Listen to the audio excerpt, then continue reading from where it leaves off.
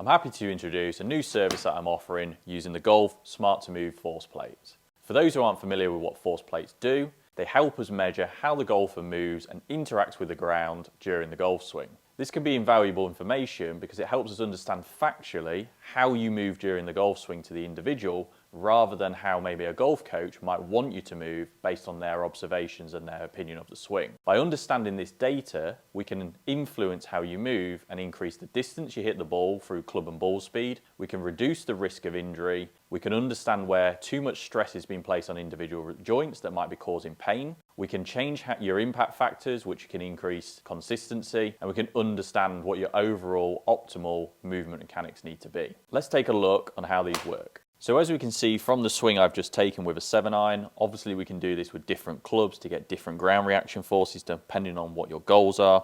We can go throughout the whole motion and gain an understanding of how the forces change throughout the swing. I'm using a 7-iron here, and that gives us an idea of kind of what we're trying to do and where we'd expect forces to be peaking or maxing out at different stages in the swing. We can understand how much you push up and down into the ground, we can understand how you move side to side, and we can also understand how much rotational movement you create. All three of these forces work together in the golf swing.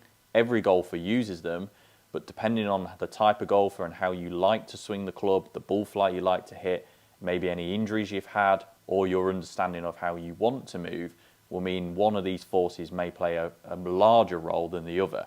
And sometimes we might have to change that around to help increase the performance we're looking for.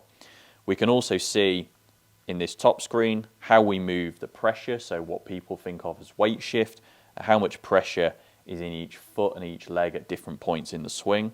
And then we can also see at whereabouts are we pushing through the foot, and that helps us also gain a clearer understanding of where we might need to interact with the ground differently to create more rotation and force elsewhere. We can also look at width of stance and foot alignment, so any changes that we make with setup and posture, how this might influence ground reaction forces. We can also look at how much total force you do create, and we can compare this to physical metrics, so maybe how much force you're capable of creating versus how much you put into the golf swing.